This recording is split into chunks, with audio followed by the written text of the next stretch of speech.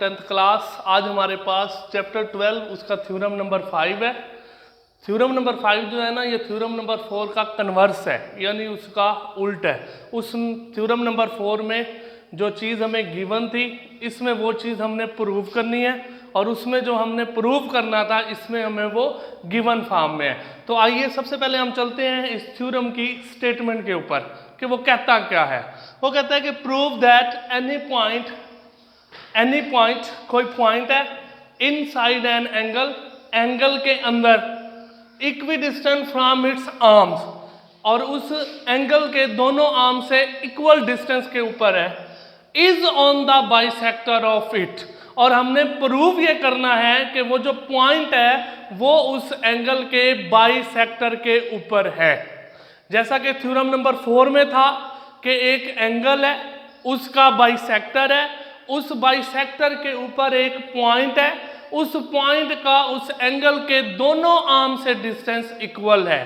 तो ये theorem number 5 उस थ्योरम का टोटली कन्वर्स है। तो आइए हम इस थ्योरम के सॉल्यूशन पे चलते हैं। जैसा कि उसने कहा कि बात हो रही है किस चीज की, एंगल की। तो सबसे पहले जब मैं इसकी डायग्राम बनाऊंगा तो देखें, सबसे पहले हम एंगल कंस्ट्रक्ट करते हैं। तो ये हमारे पास एक रे है जिसे मैं नाम दे देता हूं OA का, दूसरी रे है हमारे पास जिसे मैं नाम दे देता हूं OB का। ये आपके पास एक एंगल है। उसने कहा any point inside an angle, कि एंगल के अंदर एक पॉइंट है। सबसे पहले एंगल आ गया आपके पास AOB। अब उसने कहा कि इस एंगल के अंदर आपकी मर्जी यहां पे ले लें पॉइंट, आपकी मर्जी यहां पे ले ले, आपकी मर्जी यहां पे ले ले। एंगल के अंदर किसी भी पॉइंट, किसी भी जगह आप एक कोई सा एक पॉइंट ले ले। तो मैं यहां पे लेता हूं एक पॉइंट P, ये समझे आपका पॉइंट P है। फिर उसने कहा कि ये जो पॉइंट P है equi distant from its arms, कि ये जो पॉइंट P है इसका आर्म OA और आर्म OB दोनों से जो डिस्टेंस है वो इक्वल है।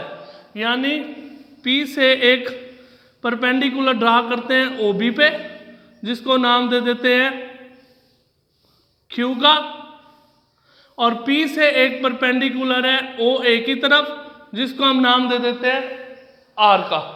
और ये दोनों इक्वी डिस्टेंस है, यानी जितना P से R तक का डिस्टेंस है उतना P से Q तक का डिस्टेंस है। फिर वो कहता है इज ऑन द, कि ये पॉइंट है on the bisector of it, कि ये जो एंगल पॉइंट P है ये एंगल का जो बाइसेक्टर होगा। बाइसेक्टर ऑफ एंगल क्या है, मैंने लास्ट लेक्चर में भी आपको बताया था, एक रे जो किसी भी एंगल को दो बराबर हिस्सों में कट कर दे, बाइसेक्ट कर दे, वो उस एंगल का बाइसेक्टर कहलाती है। तो हमने प्रूव ये करना है कि ये जो P है ये उस O बाइसेक्टर के ऊपर है। तो मैं क्या करता हूं, P को O से मिला देता हूं।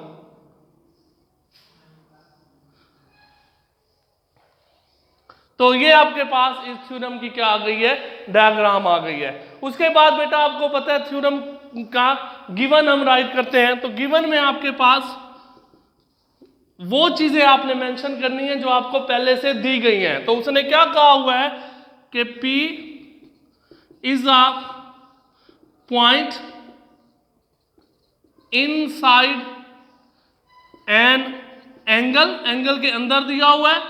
किस तरह दिया हुआ है कि सच दैट जो PR है ये कंग्रेंट है PQ के, और वेयर है जो PR है ये परपेंडिकुलर है OA के ऊपर, और जो PQ है ये परपेंडिकुलर है OB के ऊपर। ये आपका गिवन है। उसने खुद कहा है कि एक एंगल है, उसके अंदर पॉइंट P है, और उस P का उस एंगल के दोनों आर्म से डिस्टेंस सेम है, और PR उसके ऊपर परपेंडिकुलर है OA पे, और PQ परपेंडिकुलर है OB पे। ये सारी बातें आपने गिवन के अंदर अपने वर्ड्स में राइट कर देनी है। उसके बाद जो थर्ड चीज आपके पास आती है वो टू प्रूव आता है। टू प्रूव, जो चीज आपने प्रूव करनी है, जो स्टेटमेंट का लास्ट पोर्शन होता है, जो इज के बाद होता है। तो उसमें क्या है कि वो जो P है is on the bisector of it, यानी हमने प्रूव करना है P is on the bisector of, angle का नाम मेंशन करने AOB। उसके बाद चौथी चीज जो आपने राइट करनी है बेटा वो कंस्ट्रक्शन है। कंस्ट्रक्शन के अंदर जो आपने उसने स्टेटमेंट में नहीं दिया हुआ डायग्राम कंप्लीट करने के लिए जो काम आपने खुद से किया है वो हम कंस्ट्रक्शन के अंदर मेंशन करते हैं। ज्यादातर वो डॉटेड लाइन वाला पोर्शन होता है। तो मैं क्या कहता हूं, जॉइन P to O, ये आपकी कंस्ट्रक्शन हो गई। अब हम बेटा चलते हैं थ्योरम के सेकंड पार्ट के ऊपर जो कि इसका प्रूफ होता है। प्रूफ कंसिस्ट होता है दो पार्ट्स के ऊपर, स्टेटमेंट एंड रीजंस।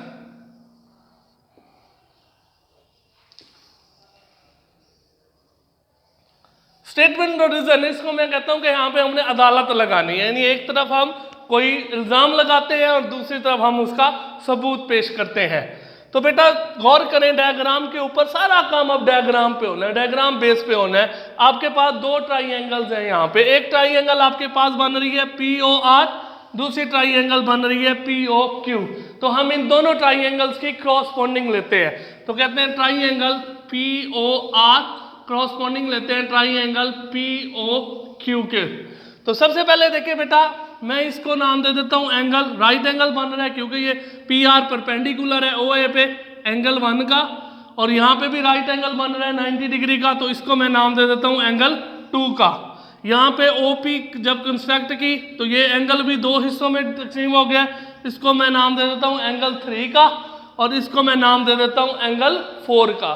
ये इसलिए दिए हैं कि इससे मिस्टेक्स होने के चांसेस बहुत कम होते हैं।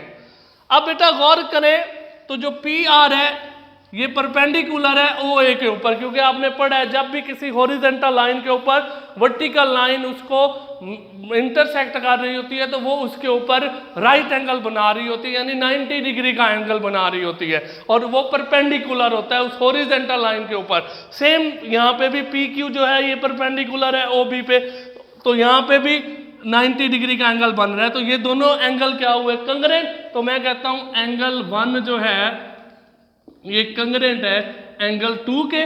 तो इसकी रीजन मैं बताऊंगा कि गिवन है, गिवन में ही हम कह चुके हैं कि ये PR परपेंडिकुलर है OA पे और PQ परपेंडिकुलर है OB पे। अब मैं कहता हूं जो इस ऊपर वाली ट्राइंगल की साइड OP है वो दूसरी ट्राइंगल की साइड OP के कंग्रेंट है। तो ये इसकी रीजन क्या है, क्योंकि ये दोनों में क्या है, कॉमन है। बेसिकली जो इस थ्योरम के अंदर पास्टुलेट लगेगा वो HS पास्टुलेट होगा, और HS पास्टुलेट को आप मैं डिफाइन करूंगा कि दो राइट एंगल ट्राइंगल्स उनकी क्रॉसपोंडिंग इस तरह हम लें कि ट्राइंगल का हाइपोटेनस और एक साइड दूसरी ट्राइंगल के हाइपोटेनस और एक और साइड के कंग्रेंट है, तो वो दोनों ट्राइंगल्स भी क्या है, कंग्रेंट है। जब मैंने एंगल्स की कंग्रेंसी शो की इट मींस दोनों ये दोनों ट्राइंगल्स राइट एंगल है। अब जब मैंने दोनों की OP साइड कंग्रेंसी शो कराई तो ये दोनों का हाइपोटेनस है। अब मैं कहता हूं जो ऊपर वाली ट्राइंगल की साइड PR है वो नीचे वाली ट्राइंगल की साइड PQ के भी कंग्रेंट है, तो मैं कहता हूं PR कंग्रेंट है PQ के, और इसकी भी रीजन क्या है बेटा, गिवन है। अब मैंने दो ट्राइंगल्स की क्रॉसपोंडिंग ली, दोनों राइट एंगल है, तो एक साइड और एक हाइपोटेनस दोनों के कंग्रेंट शो हो रहे हैं, तो HS पास्टुलेट के तहत दोनों ट्राइंगल्स भी क्या है, कंग्रेंट है। तो मैं कह सकता हूं ट्राइंगल POR कंग्रेंट है ट्राइंगल POQ के। जब दोनों ट्राइंगल्स कंग्रेंट है किस रूल के तहत, तो मैं पहले कह चुका हूं कि HS पास्टुलेट। जब बेटा दोनों ट्राइंगल्स कंग्रेंट है तो उनके जो ये दो एंगल्स होंगे ये भी क्या होंगे, कंग्रेंट होंगे। तो मैं कहता हूं एंगल 3 जो है कंग्रेंट है एंगल 4 के, तो इसको हम कहेंगे corresponding angles of congruent triangle. जब ये दोनों ये जो ओपी रेज है इन दोनों एंगल्स को दो बराबर हिस्सों में बाइसेक्ट कर रही है, तो इट मीन्स ये जो ओपी है ये दोनों ये इस एंगल का बाइसेक्टर होगी। तो मैं ये बिला झिझक कह सकता हूं कि जो पॉइंट पी है is on the bisector of angle A O B, और ये हमारे पास क्या हो चुका है, प्रूव्ड हो चुका है। तो ये था हमारा आज का लेक्चर। इसके बारे में अगर कोई भी आप क्वेश्चन करना चाहे या कमेंट करना चाहे तो द लर्निंग हाउस स्कूल के यूट्यूब चैनल पे आके सब्सक्राइब करके वहाँ पे आप कमेंट या क्वेश्चन कर सकते हैं। अल्लाह हाफिज़।